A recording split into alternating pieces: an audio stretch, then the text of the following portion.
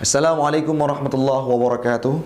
Kembali lagi dengan kami di kajian religi pagi.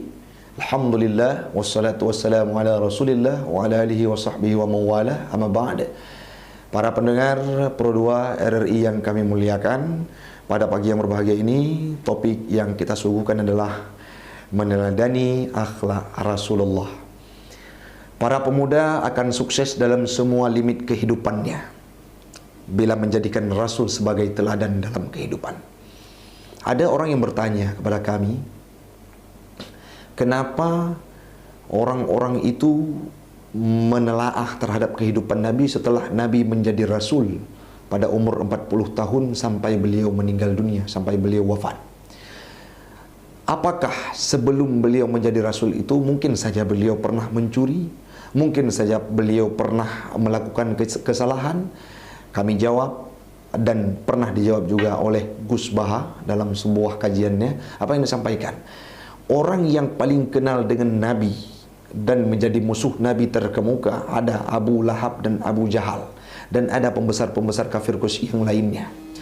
Tidak ada satu sektor pun dari semenjak Muhammad itu lahir sampai beliau dijadikan, diutus menjadi Rasul, tidak ada satu sektor pun kehidupan Muhammad itu yang teralpakan dari kebaikan.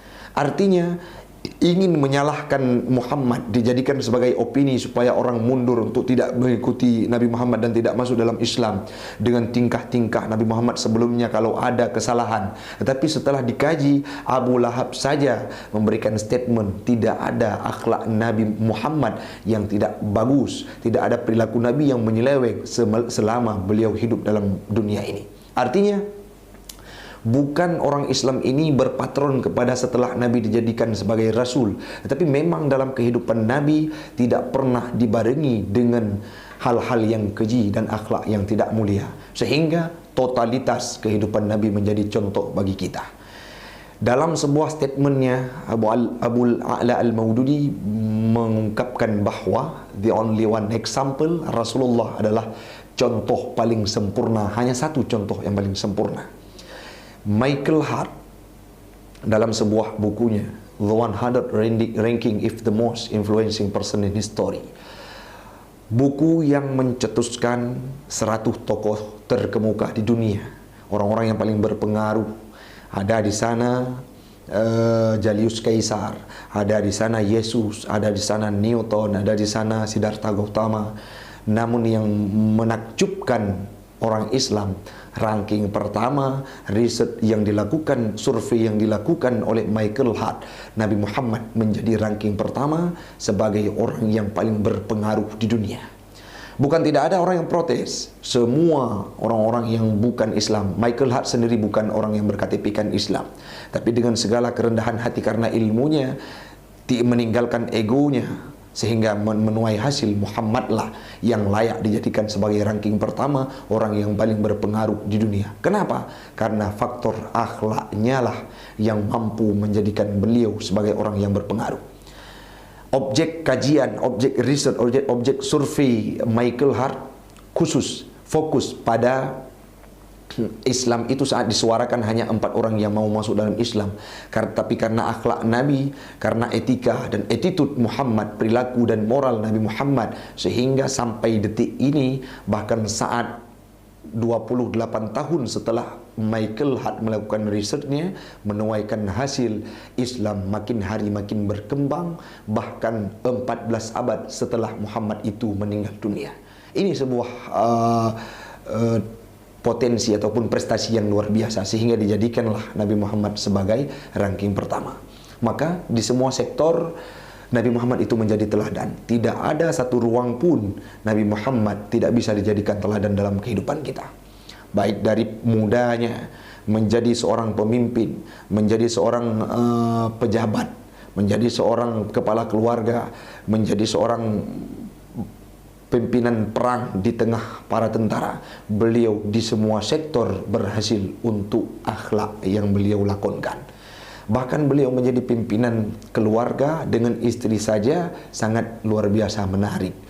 Tidak pernah Nabi memanggil istrinya dengan kalimat yang tidak indah, tapi panggilan yang disuguhkan adalah ya Humairah. Itu bisa dipraktikkan Khusus para pemuda, simpankanlah azam tersebut, cita-cita tersebut jangan sekarang, jangan dipraktekkan kepada calon-calonnya, tapi praktekkan kepada orang yang sudah halal kepadamu untuk berakhlak dengan mereka dengan memanggil namanya ya Humairah ataupun hal-hal yang lain yang bersifat keharmonisasi. Artinya Nabi Muhammad mengaktualisasikan semua akhlak beliau di segala sektor kehidupan. Pernah suatu ketika para pembesar kafir Quraisy, para orang-orang kafir Quraisy yang meludahi Nabi Muhammad setiap subuhnya. Singkat cerita, beliau tidak menanggapi dengan emosi. Saat orang yang meludahi Nabi sakit, Nabi datang untuk membawa beberapa potong roti dan butir kurma untuk menjenguk mereka. Saat datang Nabi Muhammad ke sana, dilihat oleh kafir Quraisy tadinya, rupanya engkau Muhammad yang hadir, maka hari ini saya masuk dalam agama engkau Muhammad, yakni agama Islam, syahadatkan saya. Saat itulah terjadilah ikrar syahadah, asyhadu an la ilaha illallah wa asyhadu anna Muhammadar Rasulullah. Kenapa? Karena akhlak yang diimplementasikan oleh Nabi berakibat menjadi dampak orang-orang lain, sahabat bahkan lawan ikut tunduk kepada Islam. Namun yang kita rasakan sekarang ini sangat banyak di tempat kita. Semoga para pendengar Pro 2 RRI ini tidak termasuk orang-orang yang dalam ranah dekadensi moral. Sangat banyak anak-anak kita di kehidupannya sudah menggeserkan etika-etika moral yang luar biasa menjadi moral-moral yang tidak bagus di semua sektor kehidupan. Dalam sebuah riset, dalam sebuah kajian yang dilakukan oleh perkumpulan dai sedunia, ada utusan dari Indonesia 2 orang. Masalah terbesar yang dihadapi oleh pemuda-pemudi sekarang ini adalah masalah dekadensi moral. Artinya perihal akhlak sudah menggerogoti kehidupan kita, termasuk di wilayah kita di Kota Lux Mawai. Maka marilah dalam religi pagi ini menjadi pesan penting, kita tiru Nabi Muhammad, kita tinggalkan segala akhlak yang tercela, adopsilah akhlak mulia yang pernah dilakukan oleh Nabi, dilakonkan oleh Nabi, diimplementasikan oleh Nabi, diaktualisasikan dalam segala limit kehidupan Nabi, sehingga kita akan menuai keberhasilan dalam kehidupan kita. Mudah-mudahan bermanfaat. Hadanallahu wa iyyakum ajmain. Assalamualaikum warahmatullahi wabarakatuh.